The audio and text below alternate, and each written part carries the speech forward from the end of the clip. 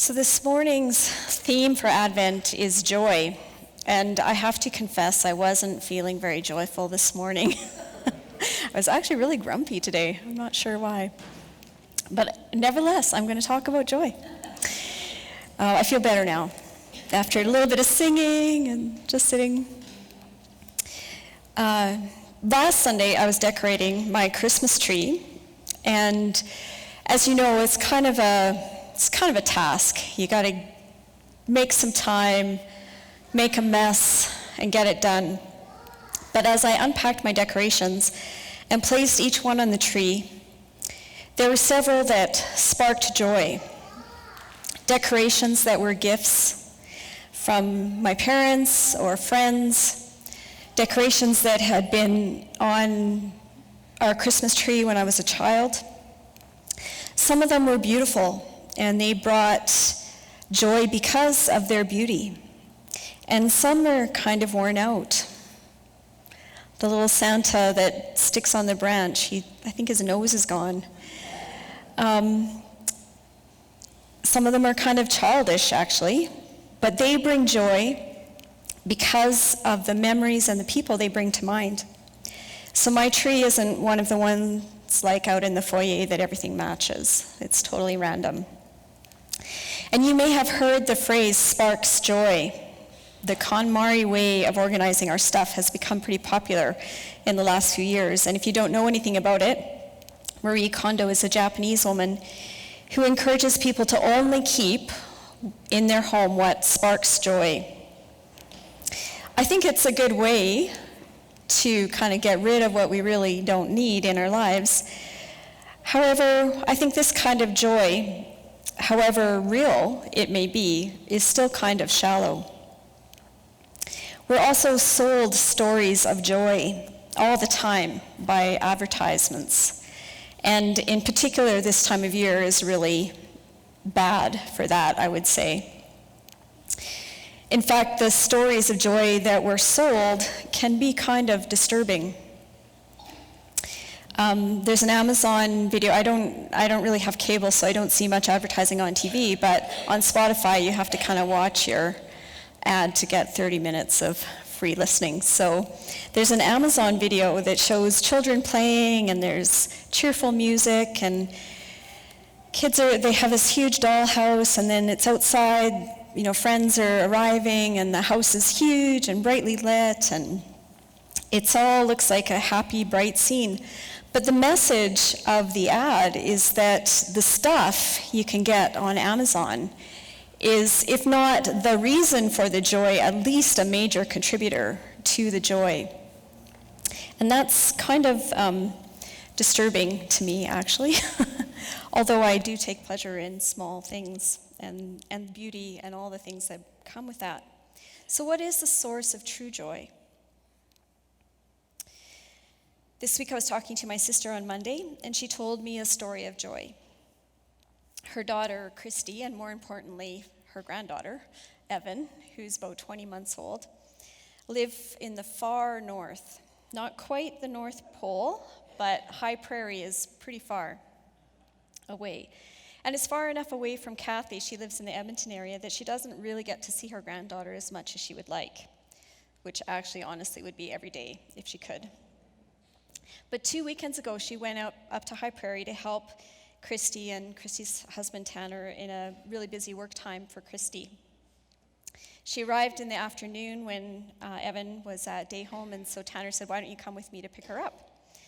And so when they arrived at the day home, Evan was getting her boots on, her caretaker was helping her, and Tanner said to her, "Look who's here." I guess she looked up, saw Grandma, wiggled out of her caretaker's arms with one boot on, ran across the floor, and gave Kathy a hug.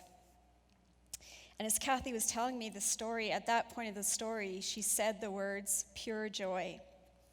And I asked her, can I tell the story on Sunday? Pure joy for her and for Evan in seeing each other and being reunited. This expresses a deeper joy than putting a beautiful ornament on a tree. But take a moment to recall a moment of joy that you've experienced in the last week or so. What brought you to that place of feeling joy? Was it a person? Was it an experience? Was it a thing? A moment of transcendence? What brought you joy this week? Or perhaps that's hard to name. Perhaps you haven't felt joy in a little while. That's good to notice too at this time of year. Well, anytime, it's good to notice. But whether you have or haven't experienced joy in the last little while, hold the question, what is joy and where does it come from? As I've been reflecting on joy the last little while, and I felt it this morning, I realized that I don't actually feel joy all that often. It seems to me a very exuberant feeling. And for those of you who know me, I'm probably not the most exuberant person. I feel hope and peace, the themes that we've had focused on the last couple weeks, most of the time actually, but joy is a little bit more rare. Joy seems like a bigger emotion, and maybe we don't taste it quite as often as hope or peace. Or maybe you do, that's great. You can come up and tell me after. There are lots of things that bring me joy. Children, especially young children who are free to be themselves. And because I'm not responsible for their good behavior, they can bring me joy even when they're not bringing their parents joy.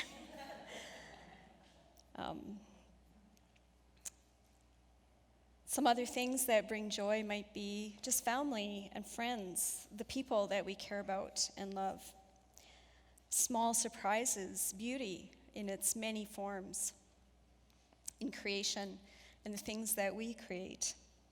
We experience joy when we get to do what we're made to do and when we find meaning in our work. And these are all good things worth noticing, worth celebrating and appreciating and savoring. But I think that the joy that we talk about at Advent is even deeper. The rejoice, rejoice of Emmanuel, God with us, is so much richer and fuller than how a beautiful Christmas ornament might spark joy, although they're connected. So I'm going to talk a little bit more now about the moreness of Advent joy, that perhaps all of our joys are connected to and come out of. Joy is a strong word, and like hope and peace, it's something that we experience because of the past, the present, and the future work of God. Not just because of the circumstances of our day-to-day life, which is why today I can pray to experience joy even when I feel a little bit grumpy and tired. This morning, this week I watched a little brief video on the work of the people video by Stanley Hauerwas. He's a little bit older, but very well-known theologian. And he was talking about joy, so I just drew out a few of the phrases that he said. Joy is, I'm glad you exist. Life is good. God exists. Joy is the sheer presence of God. And finally, what struck me the most strongly, he said, joy is when you suddenly discover that the other exists in such a powerful way that I lose my self-fascination. Joy is the enemy of narcissism. At first I thought, that's kind of interesting, but it stayed with me. Joy comes when we discover the other exists in a powerful way, when we discover the otherness of God, when we discover the otherness of one another, and when that otherness draws us out of ourselves. This is the joy that my sister and her granddaughter experienced when they encountered each other. They have discovered each other in a powerful way. Beauty can also draw us out of ourselves, and that's Perhaps that's why it sparks joy. And in the scripture passages for this third Sunday of Advent, there's a sense of deep joy. We heard it in the reading that Zach had, bubbling springs, and life and newness and growth. The joy of God's people as it's connected to the healing, restoration, and inclusion of all of God's creation, as it is connected to the reality of the sheer presence of God and his fulfilling the promise of all things being made new. Again, this is past, present, and future. We haven't fully realized it, and yet we can enter in. So in the next part of the message, I'm just going to read the 4 readings from the lectionary this week. Not all the verses, I promise, but excerpts from each of the readings, and just highlight a couple of themes. So we begin again listening to part of Isaiah 35. The desert and the parched land will be glad. The wilderness will rejoice and blossom. Like the crocus, it will burst into bloom. It will rejoice greatly and shout for joy. Strengthen the feeble hands, steady the knees that give way. Say to those with fearful hearts, be strong, do not fear. Your God will come to save you. Then the eyes of the blind will be opened, and the ears of the deaf unstopped. Then the lame will leap like a deer, and the mute tongue shout for joy. Water will gush forth in the wilderness and streams in the desert. The burning sand will become a pool, the thirsty ground bubbling springs. In the haunts where jackals once lay, grass and reeds and papyrus will grow. Abundance, life, healing, growth where there's been lack, poverty, dryness, and thirst. In Psalm 146, the joy of the people of God is connected to the oppressed and marginalized being fully included. Starting in verse 7, he upholds the cause of the oppressed and gives food to the hungry. The Lord sets prisoners free. The Lord gives sight to the blind. The Lord lifts up those who are bowed down. The Lord loves the righteous. The Lord watches over the foreigner and sustains the fatherless and the widow. But he frustrates the way of the wicked. Food for the hungry, freedom and protection for the vulnerable, sustenance for the needy. In the Gospel of Matthew, the joy of the people of God is connected to the restoration and healing of those who suffer. When John the Baptist sends his disciples to ask whether Jesus is the one who was sent, Jesus tells them, "Go back and report to John what you hear and see. The blind receive sight, the lame walk, those who have leprosy are cleansed, the deaf hear, the dead are raised, and the good news is proclaimed to the poor." Sight for the blind, healing for the wounded and ill, good news proclaimed. As a song we're going to sing later, and our image of the table is based on the song is Crowded Table. A part of the refrain says, "I want a house with a crowded table and a place by the fire for everyone." That is God's vision, that as we participate in it and see it come to be, we can experience joy. Abundance out of scarcity, inclusion and justice for the poor and oppressed, healing for the wounded and vulnerable. In short, becoming aware of the other in a powerful way in a way that shapes how we act in the world. This is the joy of Advent and Christmas. This is the joy of the whole Christian story. And this is joy that's based on what God has done in the past, in Jesus, in the present, in our own lives, and what he will do in the future in fulfilling these pictures fully. Joy is the enemy of narcissism. It's not only discovering that the other exists in a powerful way, it's letting that discovery shape how I live in the world. And it comes out of being in God's presence and believing in all the good things that God's presence and love bring to the world.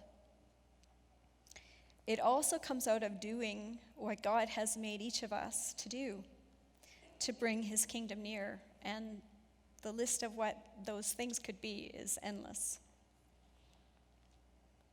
Sometimes it's difficult to live in the joy now because of the reality of the suffering that's present in our own lives and in the life of the world.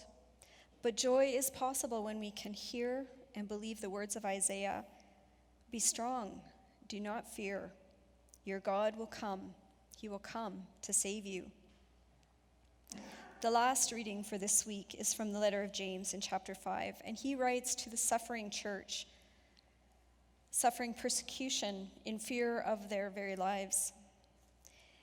And in this passage, the joy of the people of God is connected to their trust that the Lord is near in spite of very difficult circumstances. Verses 7 and 8, be patient then, brothers and sisters, until the Lord's coming. See how the farmer waits for the land to yield its valuable crop, patiently waiting for the autumn and spring rains. You too be patient and stand firm, because the Lord's coming is near. For my daily devotion in the morning, I listen to the app Pray As You Go. And for this weekend, they do one reading for the weekend, Saturday and Sunday. This was the passage that was read. And sort of the introductory remarks really struck me. They say, in all the circumstances of our life and world, we are invited to consider how God is inviting us to choose those things which give life. Saying our yes to God, despite our fears and concerns for those who are suffering or experiencing violent situations. As we say yes to God and trust that the Lord's coming is near, we enter into the joy that is founded again on the past, on the present, and on the future work of God. The joy of Advent is the joy of the epic battle won. The moment in The Lord of the Rings when Sauron is defeated, the ring destroyed, and the White City made whole.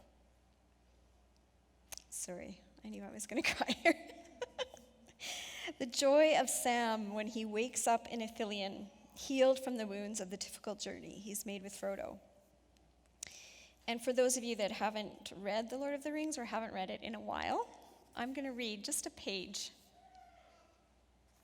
of describing Sam's joy.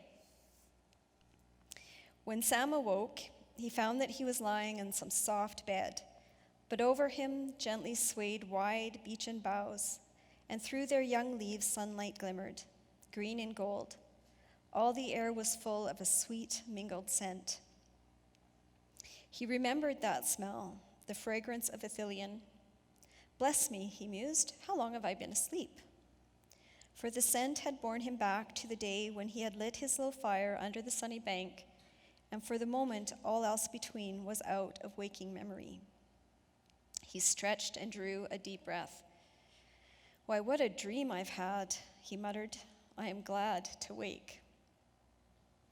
He sat up, and then he saw that Frodo was lying beside him and slept peacefully, one hand behind his head and the other resting upon the coverlet. It was the right hand, and the third finger was missing. Full memory flooded back, and Sam cried aloud, It wasn't a dream. Then where are we? And a voice spoke softly behind him, "In the land of Ithilien, and in the keeping of the king, and he awaits you."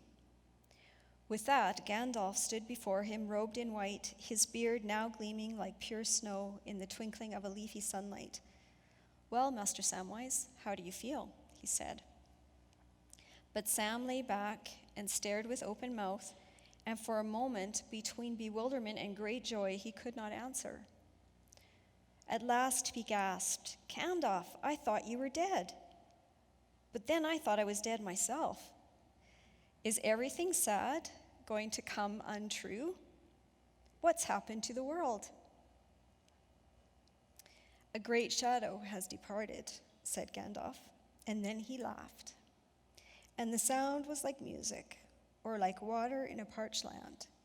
And he listened, and as he listened, the thought came to Sam that he had not heard laughter, the pure sound of merriment, for days upon days without count. It fell upon his ears like the echo of all the joys he had ever known. But he himself burst into tears. Then, as the sweet rain will pass down a wind of spring, and the sun will shine out the clearer, his tears ceased, and his laughter welled up, and laughing, he sprang from his bed. "How do I feel?" he cried. "Well, I don't know how to say it. I feel, he waved his arms in the air. "I feel like spring after winter, and sun on the leaves, and like trumpets and harps, and all the songs I have ever heard."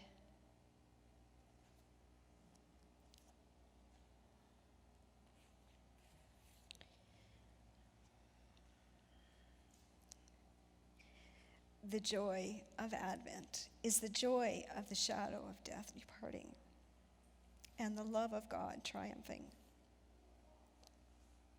It's a joy that is past and present, but also future.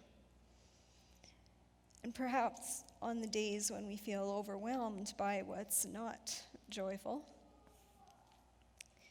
by the suffering of those we love and of the world, it's important to remember the joy of the future, the full coming of the kingdom of God, and the time when the shadow of death will pass. So at the same time that we receive joy, the joy of Advent, and see new life, and say yes to God, we also continue to cry, "O come, Emmanuel."